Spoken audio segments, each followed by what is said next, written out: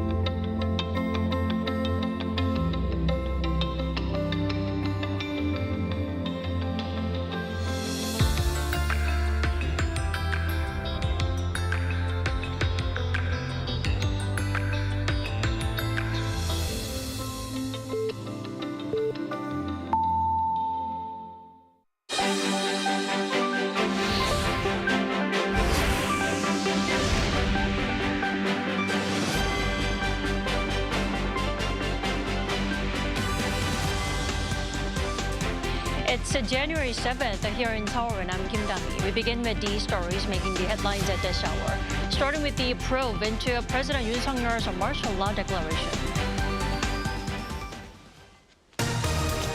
South Korean investigators refiled a warrant to extend the deadline to detain the impeached president on Monday, following the expiration of the first warrant the same day. And the extension request also came after police rejected the investigators' request to carry out the execution.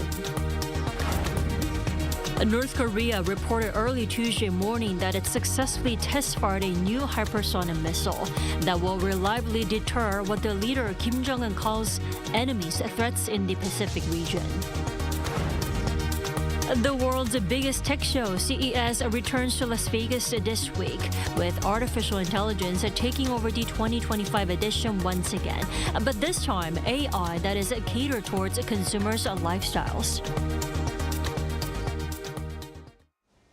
South Korean investigators sought to extend the period covering the arrest warrant for President Yoon before the first deadline to do so terminated on Monday. Our correspondent Kim Do-yeon starts us off. The joint investigation team made up of the Corruption Investigation Office for high-ranking officials and the police agency re-requested an arrest warrant of President Yoon on Monday, with the first warrant expiring the same day. This move follows a bit of misstep by the CIO in charge of the execution of the warrant earlier in the day when it tried to entrust the police with the warrant's execution. However, the police declined. The Special Investigation Unit received an official directive from the Corruption Investigation Office for high-ranking officials at approximately 7 a.m. today, regarding the execution of an arrest warrant and a search warrant. After conducting an internal legal review, it was determined that the directive from the CIO could be against the law. The CIO later admitted that the institution lacks the experience and capacity to carry out arrests compared to the police. This comes after backing down from the first attempt to detain President Yoon last week, as the Presidential Security Service declined to make way. However, the legal issue is that the request for the warrant was made by the CIO. Also, according to current laws, the CIO cannot transfer part of its investigative duties to another institution such as the police. So, all in all, the joint investigation team continues with the CIO in charge of the investigation for the whole process. And with that, the joint investigation team has now warned the Presidential Security Service that there will be arrests made at the scene if there is interference again during the second arrest attempt. In the meantime, President Yoon's legal team has yet again criticized the CIO's move. The president's position remains, as has been stated several times, that the very act of the Corruption Investigation Office for high-ranking officials investigating the president on charges of treason is inconsistent with the current legal framework. In other words, it is considered an unlawful investigation. President Yoon's legal team fired back by filing a complaint against 11 key officials involved in the warrant execution process. Oh Dong-un, the chief prosecutor for the CIO, along with Lee Oh-young, the acting police commissioner, were named on the complaint. In addition, military leaders were also listed on it. The legal team said, amid protecting the president from the execution of the, quote, illegal arrest warrant, the President's Security Service team's request for backup was ignored, which is an obstruction of responsibility. Kim Do-yeon, Arirang News. North Korea reported this morning that the missile it test-fired on Monday was a hypersonic ballistic missile and that the launch was successful. Our correspondent Kim Jong-sil reports. North Korean leader Kim Jong-un hailed Monday's missile launch as evidence of the regime's ability to address what he described as growing threats. The regime state media reported on Tuesday that a hypersonic intermediate-range ballistic missile was test-launched from a site near Pyongyang. Kim and his daughter Chue reportedly observed the test remotely through a video monitoring system. Kim Jong-un stated that the missile test proves North Korea is continuously advancing its weapons capabilities.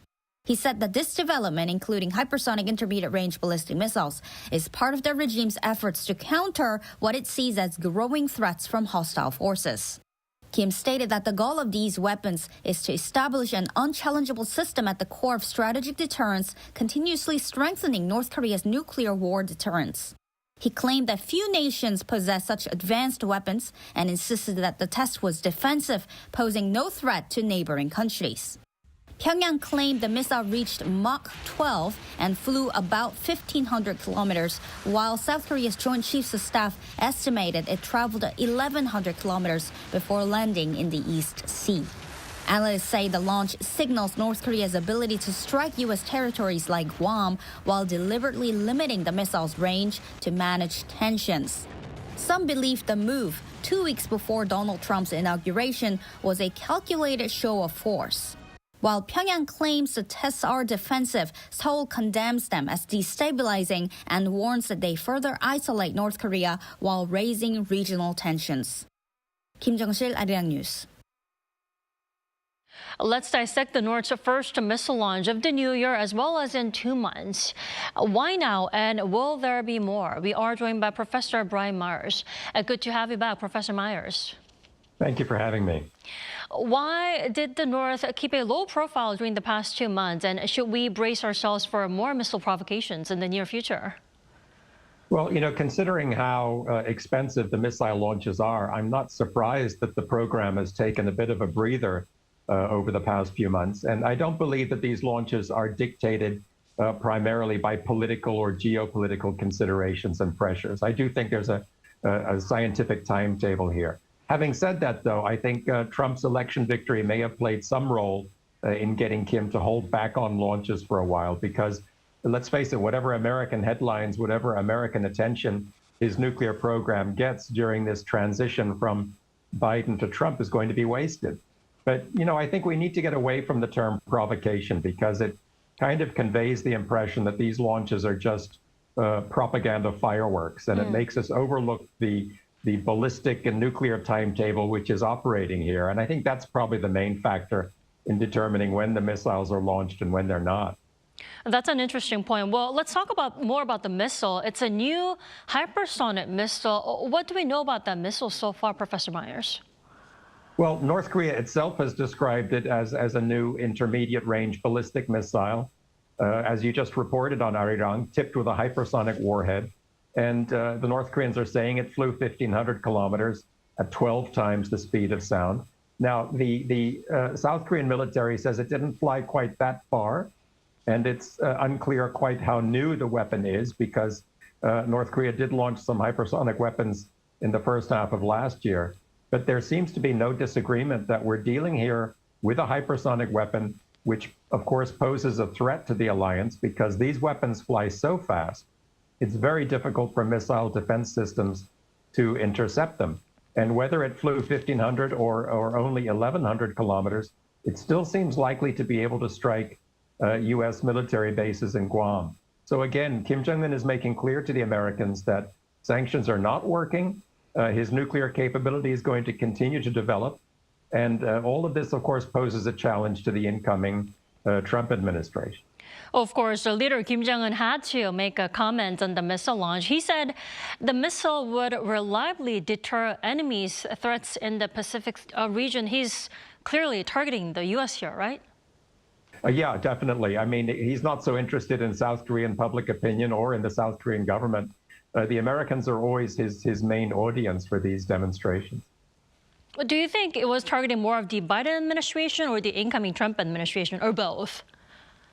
Well, you know, the Biden administration really doesn't have that much to say here because it's on the way out, and Kim Jong-un is well aware of that. I think there's a lot more continuity, though, between these two administrations than South Koreans realize. You know, the State Department, or the deep state to call it that, disagrees with Trump on many things, but both the deep state and Donald Trump are interested in negotiating with North Korea. And I think Kim Jong-un is aware of that underlying continuity as well. Well, some experts are also saying that the North was testing South Korea's, readiness and defense posture, considering all the political instabilities here in the country. What's your take on it? I don't think so. I think North Korea realizes that this is the wrong time to test South Korea in that way. President Yoon Suk-yeol in December tried to justify his martial law declaration on the basis of a very imminent North Korean threat to South Korea's security, right? So any saber rattling that Kim might engage in now would really only strengthen the position of the conservative ruling party. And Kim Jong-un, I think, has no interest in that. And this, too, I think, is another reason why it's pretty safe for us to conclude that this hypersonic missile launch was indeed dictated more by an internal technological timetable than by diplomatic or external consideration. All right, Professor Myers, thank you so much for your insight and your time this morning. We appreciate it as always. Thank you.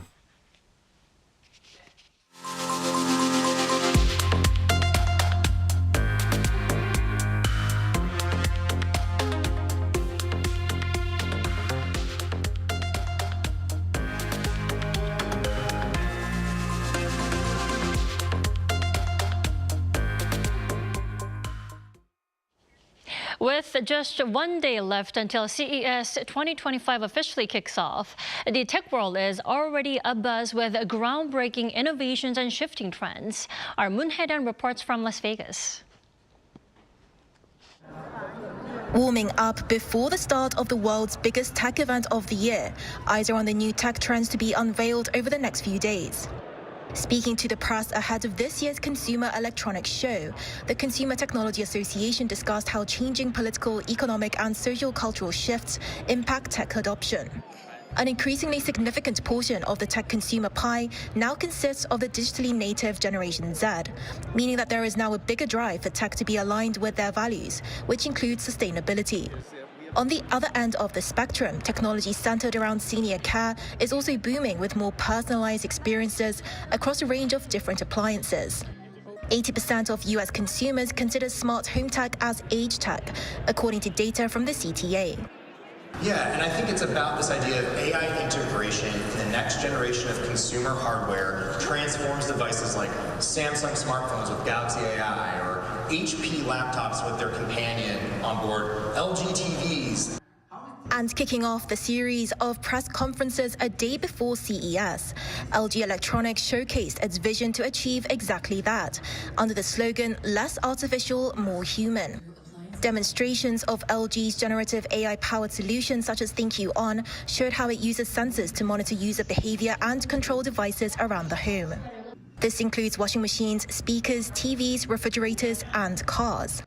A notable aspect of this AI service is that it goes beyond personalization to what LG has dubbed affectionate intelligence.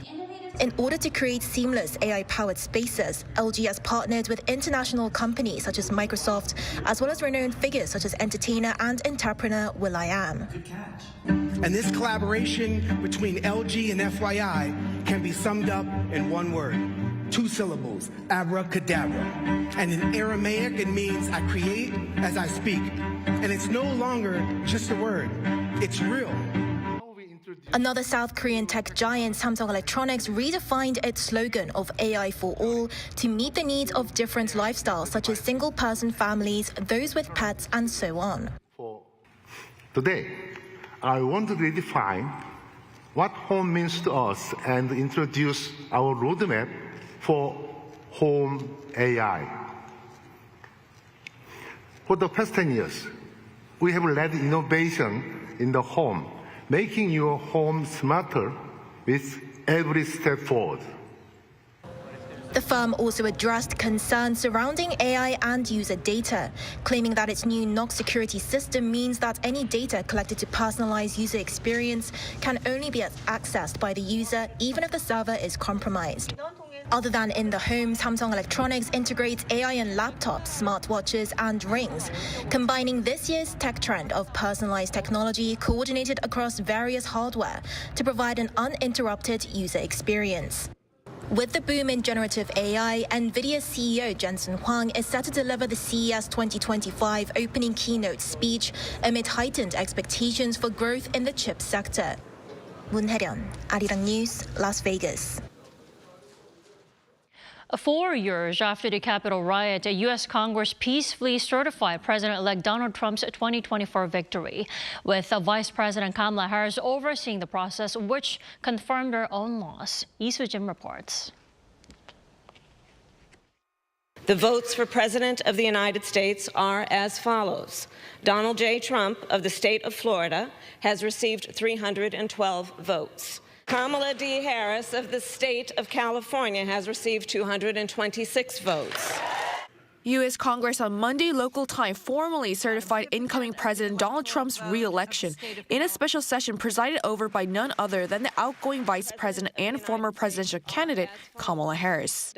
The peaceful and rather uneventful certification, lasting around 30 minutes, saw both Democrats and Republicans rise in a standing ovation. It stood in stark contrast to 4 years ago when supporters of then-President Donald Trump stormed the Capitol in an effort to block the certification of the 2020 presidential election results. After the ceremony this year, Harris stressed the importance of upholding American democracy. Well, today was obviously a very important day, and it was about what should be the norm and what the American people should be able to take for granted, which is that one of the most important pillars of our democracy is that there will be a peaceful transfer of power. And today, America's democracy stood. Unlike Trump 4 years ago, Harris did not contest the results of the 2024 election and graciously accepted her defeat. Former Vice President Mike Pence wrote on X that Harris overseeing the certification of an election that she lost was particularly admirable. Pence, at the certification ceremony in 2021, resisted intense pressure from Trump and his supporters to overturn the results of the 2020 presidential election. The importance of democracy was also emphasized by President Biden in a Washington Post op-ed released the day before the certification ceremony, where he wrote that Americans should be glad to not see a repeat this year of what he called a shameful attack, and that the events of January 6, 2021 must not be forgotten. Lee Soo-jin, Arirang News.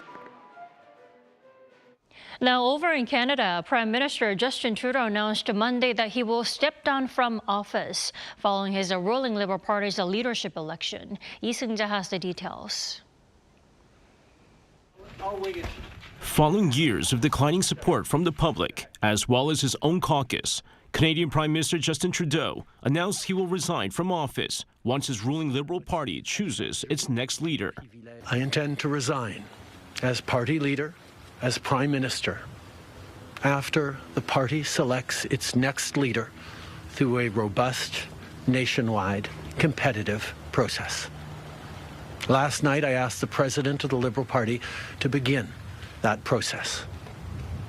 This country deserves a real choice in the next election, and it has become clear to me that if I'm having to fight internal battles, I cannot be the best option in that election. Trudeau has been facing heavy pressure to step down from within his party, especially as polls show that the ruling party faces a landslide loss in the next election. The Canadian leader said that it's difficult to lead the party going into the next election, given the internal battles. As you all know, I am a fighter, and I am not someone who backs away from a fight, particularly when a fight is as important as this one is. But I have always been driven by my love for Canada, by my desire to serve Canadians, and by what is in the best interest of Canadians. And Canadians deserve a real choice in the next election. And it has become obvious to me with the internal battles that I cannot be the one to carry the Liberal standard into the next election. In the meantime, the country's parliament will be suspended until March 24th, while a new party leader is chosen. The White House on Monday responded to the announcement with White House Press Secretary Karine Jean-Pierre calling Trudeau a friend of the United States during his years as the Canadian leader, who worked closely with the U.S. on many issues facing the two countries and the world. She said President Joe Biden appreciates Trudeau's commitment to protecting North America from geopolitical threats and his work to keep the region economically competitive. U.S. President-elect Donald Trump, on the other hand, brought up the idea of Canada joining the U.S. as a 51st state and the benefits it could bring. Taken to Truth Social following Trudeau's announcement, Trump said if Canada merged with the U.S., there will be no tariffs, and it would also be safe from the threat of the Russian and Chinese ships that are constantly surrounding them. Trudeau was the Liberal Party leader for 11 years and Prime Minister for 9. As well as mounting issues including Trump's tariff threats and declining public opinion polls, many pundits see his resignation as choosing to jump before he's pushed out ahead of the general election later this year. Lee Seung-jae, Arirang News. The fourth round of NAFTA negotiations is...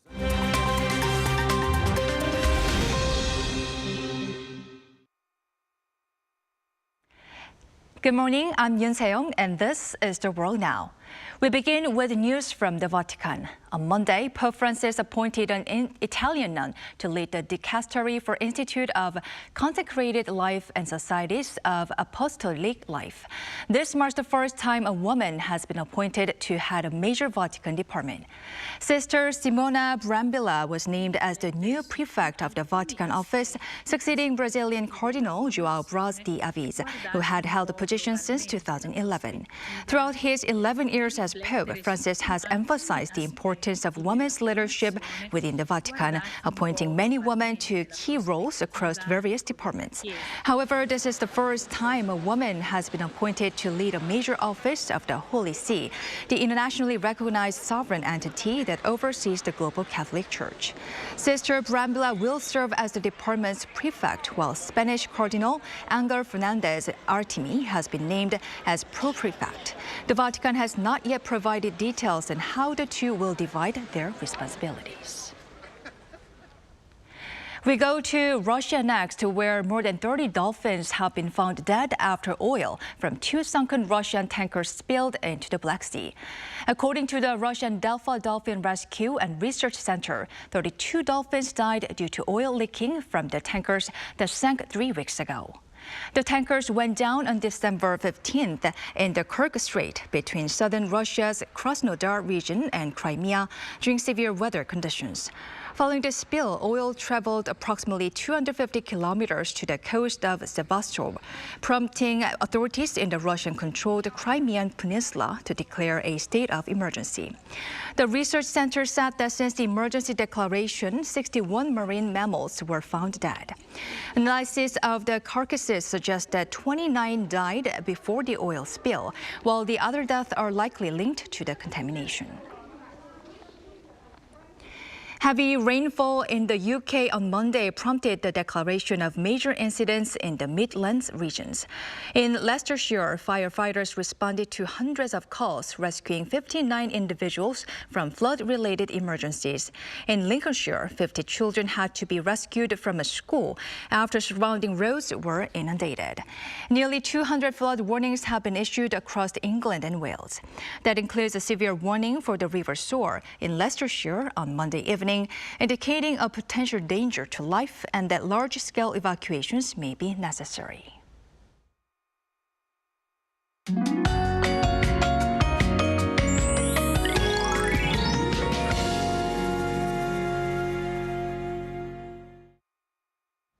There has been a big drop in temperatures overnight, and a cold wave advisory has been reissued to parts of Gyeonggi-do and Gangwon-do. Seoul had morning temperatures that were nearly 7 degrees lower than the same time yesterday, and both the west and east coast as well as Jeju Island are under a strong wind advisory. And there is a chance of heavy snow. Until Thursday, Jeolla-do province could see up to 40 centimeters of snowfall, while the rest of Jeolla-do and Chungcheong-namdo province could see 20 centimeters of snow. A heavy snow advisory has been issued for Jeolla-do and mountainous regions on Jeju. Now, afternoon highs in Seoul and Chuncheon will be at 1. Daegu gets up to 5. A dry advisory remains in place for the East Coast.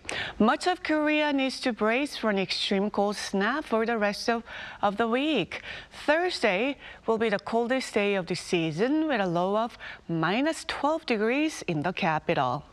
That's Korea for you, and here's a look at the international weather conditions.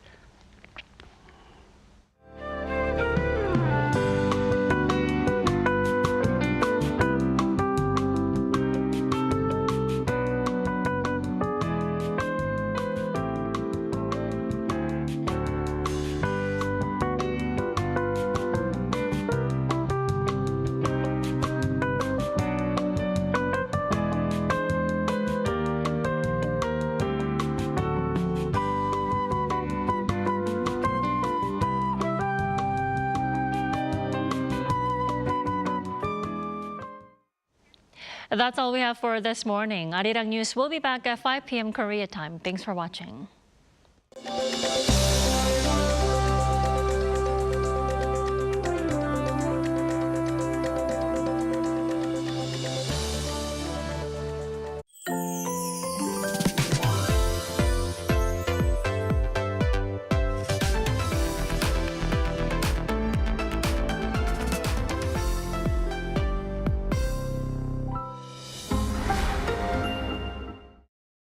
How to survive in Korea. One room. So, you're surviving in Korea if you've signed a contract for a one room. Obviously, you're a pro. But the real deal begins now. Step 1. Housewarming. No need to buy toilet paper, diffusers or hand soap. You'll get them soon enough as housewarming gifts. And some are bound to pile up. There's nothing better to serve your guests than milpaeyu nabe. If you have Korean friends coming over, don't forget the extra garlic. Step 2. Garbage disposal. With great power comes great responsibility. You've had a good time, so let's get to work. It might be tempting to sweep everything into a trash can, but you have to separate your garbage. Not bothered? Beware that negligence is punished with a fine or public humiliation. Step 3. Drying rack. You're excited to live alone in Korea, but the fate of these items, hanger, storage, or a hanger. Go get fresh coffee outside. Jogging doesn't cost anything, and nothing beats instant rice. But keep one item around so that you don't get too lonely. Step 4. Pros of living alone. No mum. Cons of living alone. No mum. A new towel doesn't magically appear. You have to do the laundry regularly. If anyone gives a towel as a souvenir, take it. Get rid of mold immediately. Don't be lazy with the vacuum cleaner. Housework is an endless affair. Overwhelmed? Give your mum a call and thank her for everything she's done. Did you survive in your one room? Wait, you have an unwanted visitor. Call someone you fancy. Could be the right person for the job. Hi, Chef Ryan Phillips here. Today we're going to make solgori jonggol, or oxtail stew. Perfect to stay warm on a cold winter weekend.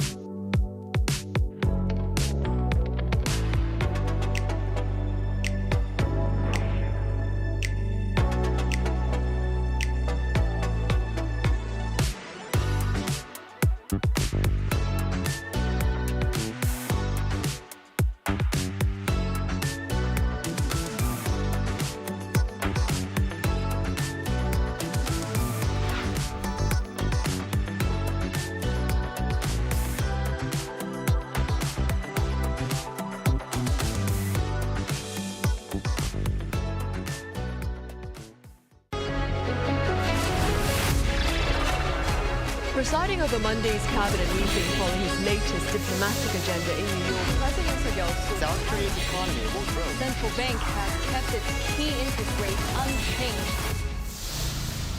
Mission complete for rocket booty South Korea. Seoul is rallying in hopes of bringing the world back to 2030.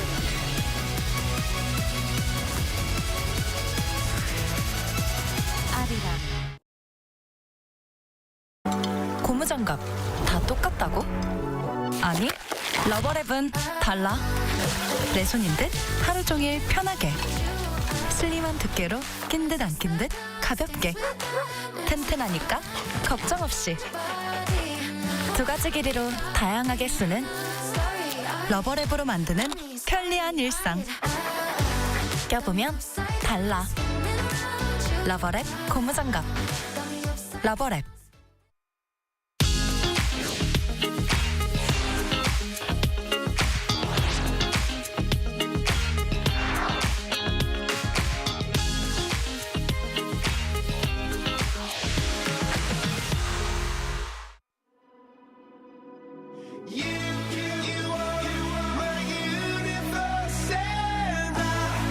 We are here to bring a new type of news show.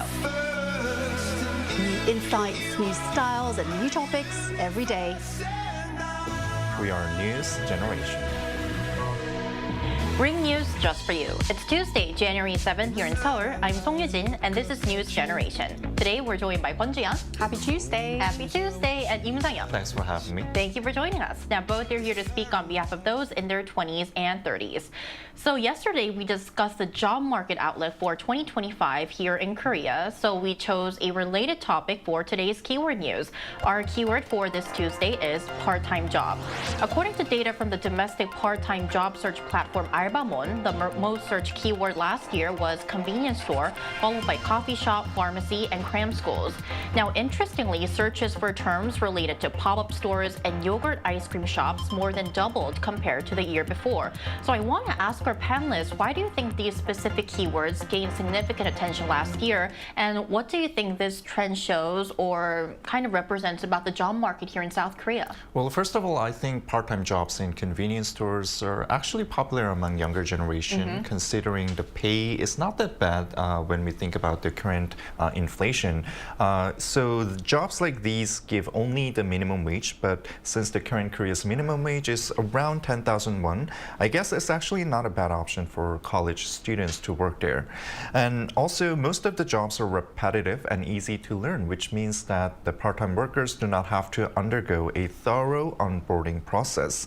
Similar to this, a guest part-time job at wedding ceremonies is another popular option for many young people these days. It doesn't require much labor, and all you got to do is visit the wedding hall ceremonies and welcome and spend time with the bride and the groom. So this could be some of the reasons why convenience stores topped last year's search trend at one of Korea's biggest part-time job search platforms.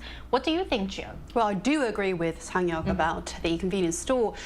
You know, convenience store jobs are quite popular here for their flexibility, especially for young students.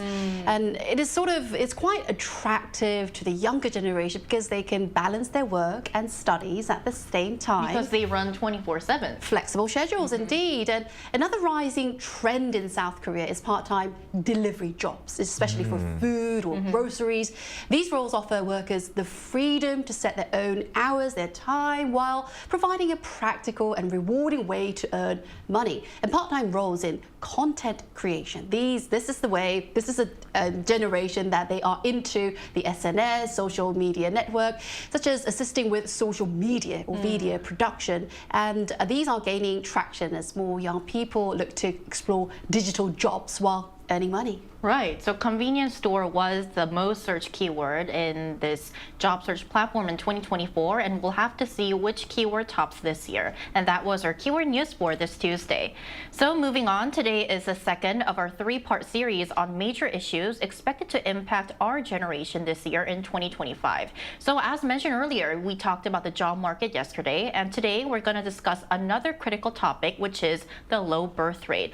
So let's first begin by examining the birth rate for forecast here in the country for 2025? Sure. Well, starting by looking at the shifting perceptions of marriage and childbirth among South Korea's MZ generation, which could have implications for the country's birth rate trends in 2025.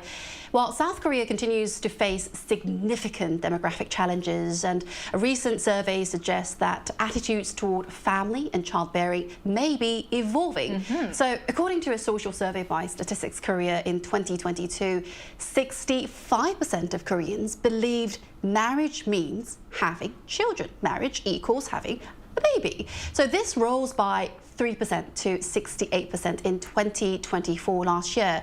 And significantly, the proportion rose by 6% among men and 9% among women in their 20s over the past 2 years.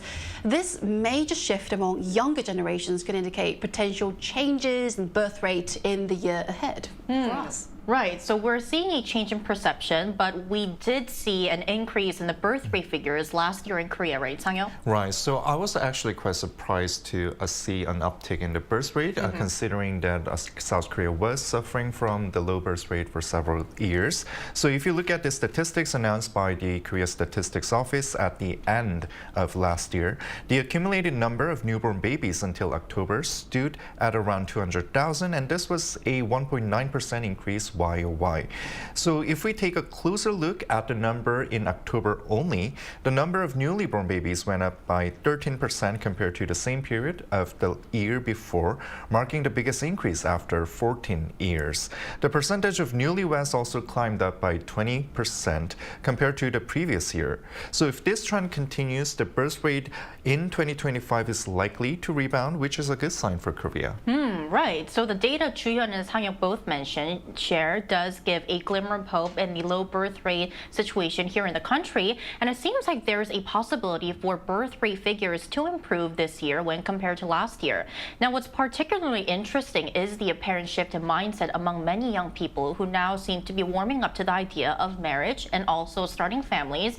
And this is fascinating because not too long ago, we often discussed how our generation was quite hesitant about this, citing various socio-economic factors here on NewsGen as well. So in your opinion, what do you think has brought about this change in perspective? Well, first of all, many experts point out that a long years of South Korean government's effort to build a social condition where it's favorable to raise a child is finally paying off. So the younger generation are turning optimistic about marriage and birth.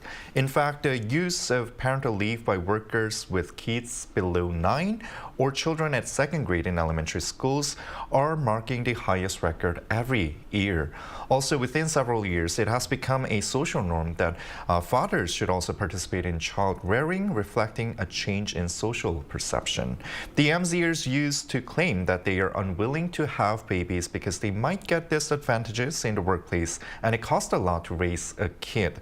But now more and more are having babies since both mother and father are contributing to child rearing, and many companies are in fact guaranteeing parental leave for their employees. Right, so it's becoming more natural for people, young workers here in South Korea, to take parental leave when compared to the past. So as Sang-yeong mentioned, he highlighted the changing social attitudes that are making it easier for parents to balance work and family life. And I want to point out that this is indeed important as more parents today are choosing to continue their careers after having children than previous generations. So I want to ask you, Ju-hyun, what do you think has contributed to this change in our society? I think we covered this several times here. Last June, South Korean government declared a demographic national emergency, and the government introduced a range of policies focused on work-life balance, childcare, and housing support. These measures included increasing male parental leave usage to 50%, raising parental leave pay, and boosting funding for substitute workers. These efforts have led to clear changes in the society. For example, in professional settings like Arirang TV and other workplaces, it has become increasingly common for many fathers, many daddies, including those in senior positions, to leave for the parental leave. This is kind of a good trend here in Korea.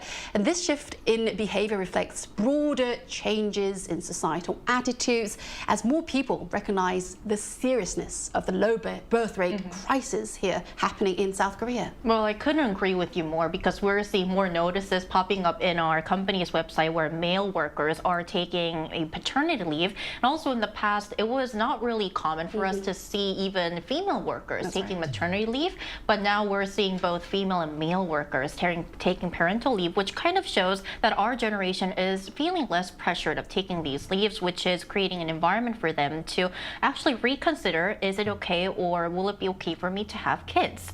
So to get a better sense of whether young people in Korea are actually feeling that the country is becoming more supportive of working parents, we're now going to bring in a millennial working mom living in Korea to our discussion after a short break. Stay tuned.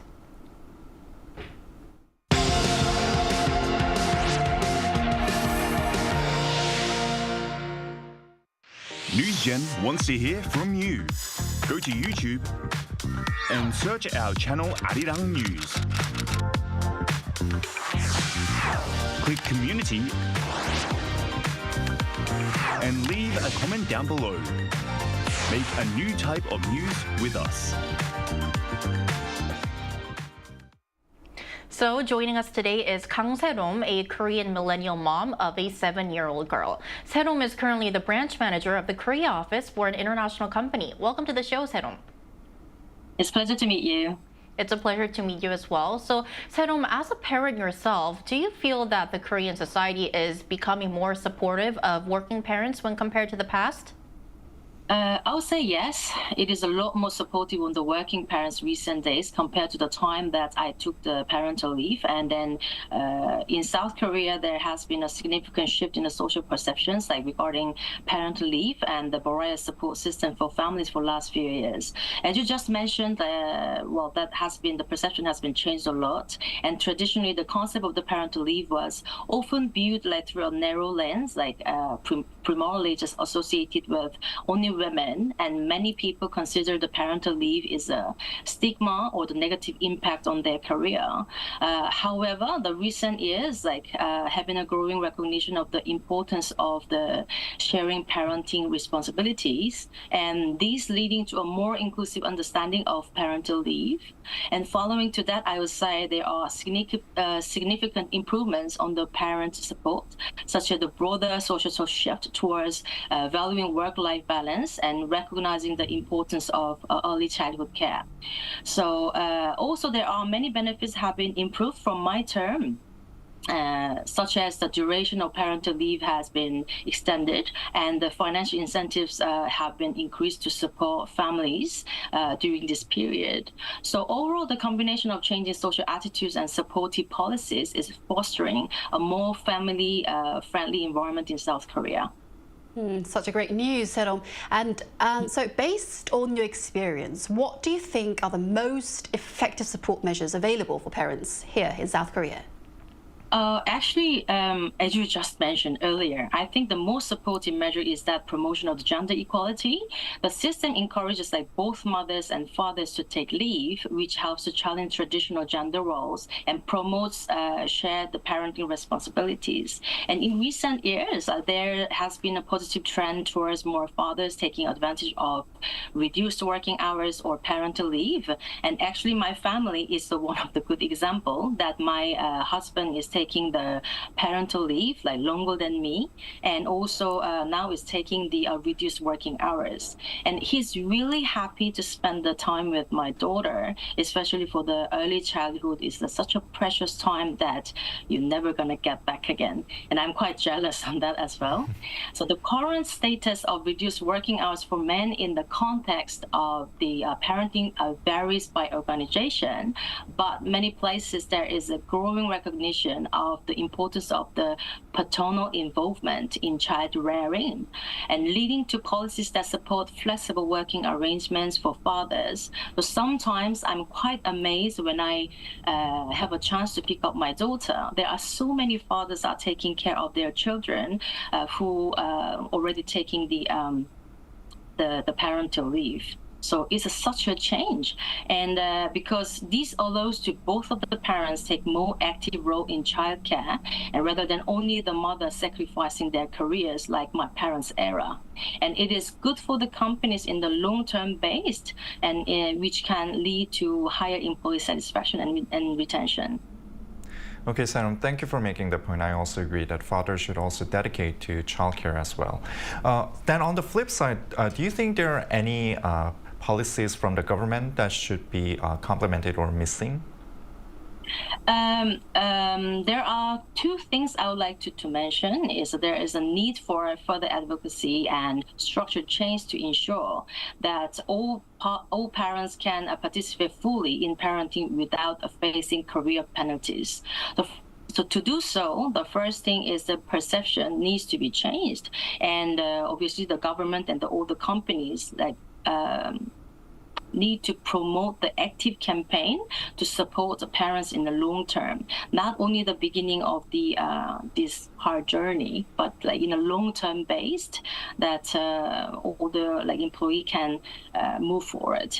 And the last thing I would like to suggest, if I may, it will be more effective and helpful if there is more flexibility in how parental leave can be taken. For instance, like allowing the parents to split their leave into smaller segments, or to take it part-time, or working at home, and then maybe stay in the office in a very necessary time. And this could better accommodate different family situations, and it will actually give the practical help. Definitely. All right, Sarum, thank you so much for your insight today. We really appreciate it. Thank you so much. Thank you. It's a pleasure. Right, so Seno mentioned policy-wise support during the end of our live interview with her, so we're now going to focus on that. And this year, several new policies aimed at tackling the low birth rate here in Korea are coming into effect. So we're now going to take a closer look at some of these initiatives. So please start us off, Jeolla. Yes, well, starting this year, 2025, the maximum parental leave allowance will increase from the current 1.5 million won to 2.5 million won per month, which is sort of a great relief, that is, for those taking parental leave. And the deferred payment system, where 25% of the allowance was withheld and paid 6 months later after they're returning to their workplace, has been abolished. That's such a great news. Now the full allowance will be paid during the leave period, and this change ensures greater financial stability for parents during their leave. More support means more smiles at home. Definitely. And financial support, it's a great help for parents who are raising a child because, as we mentioned several times on Houston, everything is getting pricier these days, so definitely more help. But this kind of support for parents could actually place a strain on businesses, especially small and medium-sized ones. So, Sang-hyuk, is there any assistance being provided to these employers? Yeah, so far, most of these childcare support by the government was mostly centered around the large companies, but starting from 2025, the small and mid-sized enterprises will also receive support from the government. Now, many of these SMEs usually face a labor shortage when their workers take parental leave. From now on, the South Korean government will give subsidies to SMEs to fill in the vacant positions with alternative labor. It's also planning to give fiscal support to unburden the labor in case a worker makes a leave to care of the child. If a company hires alternate labor once an employee makes a leave, 1 year of support will be given by the government. Right, so we are indeed seeing more support measures being rolled out by the government to boost the low birth rate, which is once again one of the low birth rates in the world here in Korea. Now, we also asked our viewers to introduce the support systems or benefits available for parents in their countries to find out what's the situation like in other parts of the world. Let's take a look at some of the responses. Our first comment for today is official spiritual success. Depending on the place of employment, there is maternity leave for a specified time for both men and women according to individual state law. There is also child daycare, which can be provided by your workplace. Spiral Sausage says in the UK, 1 year of maternity leave and the father gets 2 weeks. The 1 year leave can be taken by both and mixed and matched, but the pay is also shared. Finally, Benny D97 says here in the Philippines, we have an extended maternity leave law, and the benefits of it include 105 days of maternity leave with an option for 30 more days without pay and 15 days for single mothers. Thank you all for sharing all the low low birth rate policies in your countries? Finally, ending off our discussion for today, as members of the younger generation, what do you think needs to be done to help people feel more confident? And also, I think this is the most important, be supported when they make a decision to start a family or have kids. Well, first of all, children are sometimes messy. Noisy, fussy, I said sometimes. But speaking as a parent, I hope society becomes more understanding and supportive of children here. So from public spaces to workplaces like here, creating an environment where families feel welcome can make a huge difference for the society as well.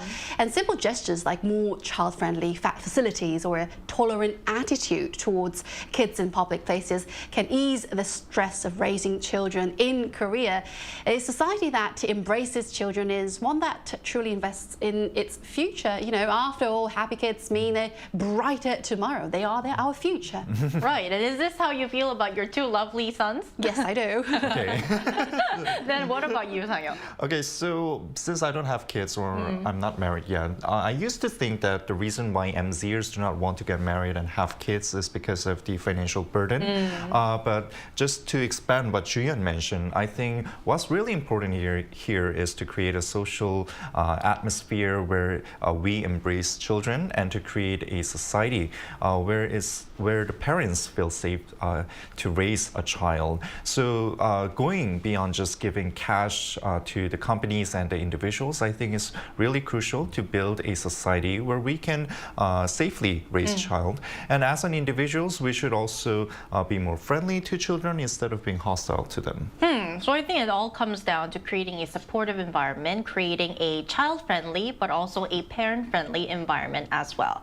And that's all from NewsGen today, but we'll be back tomorrow at 10:30 a.m. Korea time. Special thanks today to Kwon Ji-yeon. Thank you for having me. Thank you. And Im Sang-yeon. It was an honor to be here. Thank you. And thank you everyone for watching, and we'll see you tomorrow. We are News Generation.